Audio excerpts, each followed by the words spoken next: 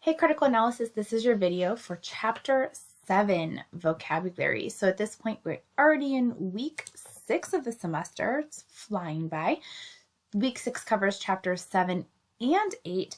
For this video, we're only going to be covering Chapter 7 Vocabulary. So under the fill-in Chapter 7 Vocabulary Guide, you will get the blank guide. When you do that, I'm going to be using my study guide as I have before. So in Chapter 7, you have two passages that all of these vocabulary words are coming from. So this whole first side right here is coming from passage 1, selection 1, called A Dip in the Pool. And then all of these words on this side come from passage 3, called Fear the College Years. So neither of these are actually part of your Chapter 7 text and skill sheet. So depending on what order you're watching this video, you would have already seen maybe the Chapter 7 assignment video, and we talk about the Chapter 7 text and skill sheet, the TSP sheet, and your selections are not on there. So for the text and skill sheet purposes, you do not have to read these. However, for vocabulary purposes, you will see them inside of these passages. I will say that this passage 1 in particular, I really like it. It's called A Dip in the Pool, and it's actually a really fun read. It's got some dialogue in it. It's got kind of like a fun little ending. So I encourage you to read it regardless. And then of course you'll see the vocabulary terms embedded within that selection. And then selection number 3 is where the other set of vocabulary are coming from. It is called, here we go, Fear the College Years. And this one in particular is more of like a motivational. He's a really well-known person in the literacy field, John Cochran. He grew up illiterate, could not read or write. He made his way all the way through high school, college, fooled his wife. I mean, he fooled everyone until he had a kid. So it's just kind of like this really neat story about perseverance and craftiness and literacy. And so I think it's worth the read. Again, even though you're not going to have any questions over on your text and skill sheet, you'll see vocabulary embedded in there, but both the readings that our vocabulary are from in this chapter are really worth your time, I believe. All right, so let's go ahead and look at this first set of words coming from selection number 1. Genteel means very refined or respectable. It's almost like a kindness. Like if someone is very genteel, they have a very calm, refined, kind, or respectable way about them. Cascading is something that is flowing downward. Normally you hear this like with water. The waterfall is cascading down, flowing downward.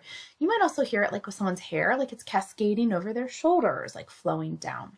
Indigo is just a deep blue. You probably are familiar with that, but indigo means deep blue. Insinuating means implying or hinting, like if you're going to insinuate something, you might imply it or hint at it.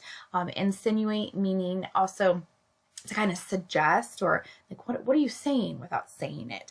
Very similar to what we talked about with like imply, infer type situation back in our main idea supporting detail chapter. Retreat is to go back or withdraw, like they retreated, they went back where they came from. If you had to retreat somewhere, you had to like turn around and go back.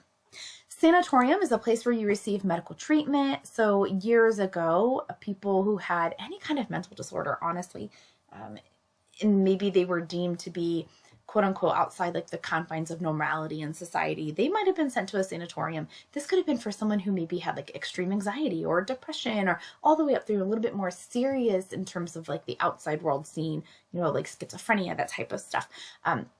So it's a place where you receive medical treatment. Of course, now we have more dignified and appropriate ways to help people with any kinds of those issues. But a sanatorium is where you receive medical treatment. Diffuse is to spread. I don't know if anyone has like a diffuser in their home. It's supposed to spread scent, but something can be diffused. Gossip can be diffused, right? It can be spread.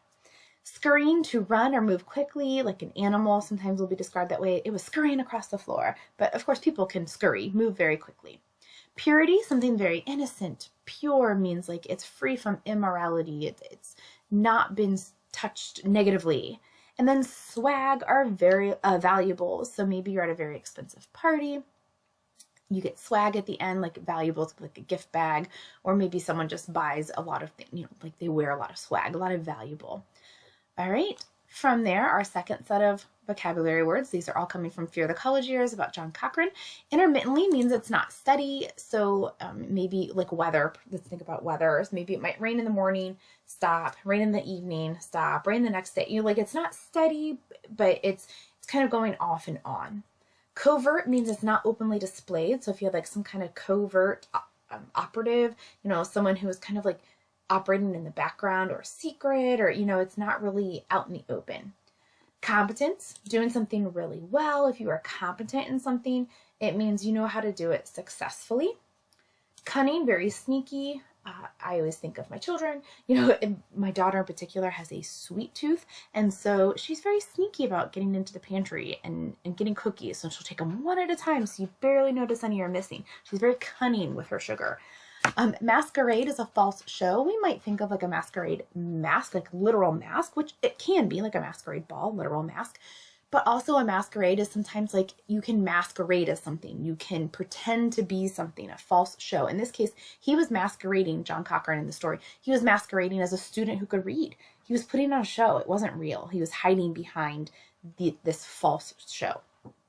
Ploy is a sneaky plan. So if you come up with a ploy, you're coming up with a plan that is going to be a little bit, cunning. So kind of a workaround with that word there, cunning. Illiterates, someone who is unable to read or write, to be able to comprehend like written or spoken language. Subterfuge is the deceit to achieve own goals. So again, this all works together. A ploy, being cunning. Subterfuge is when you are purposely trying to be deceitful because you have your own goals, your own objectives in mind. Adept, you are skilled, good at. Again, in this story, John Cochrane, he's adept at tricking people. He's really good at it. He's adept at making it seem like he knows what he's doing and reading and saying. And then inconspicuous, like you're not trying to attract attention. You're trying to do something in a way that like, hey, I'm just standing here. Don't pay any attention to me. Maybe it's the way you dress. Maybe it's the way you act, the way you speak. You're not trying to attract attention. All right, those are your chapter 7 vocabulary words. Again, embedded, selection number 1 and selection number 3 are where you're going to see those words in context. All right, until next time.